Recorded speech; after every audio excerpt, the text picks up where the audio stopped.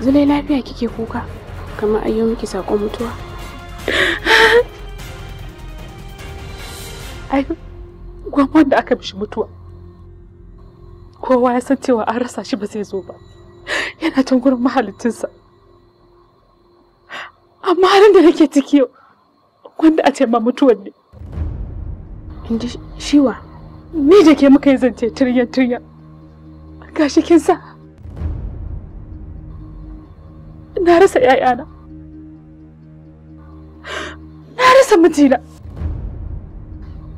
yanzu ban san mene da makoma na ba. Ban fahimci me kike nufi ba, yi min gwari-gwari yadda zan gane domin kwakwalwata ba ta ɗaukan magana mai nauyi. Ba ni da ƴaƴa, na rasa mijina, yanzu na tashi a tutan ba komai, ba da komai, ba da kowa. Wa ya gaya miki ba za ki haihu ba?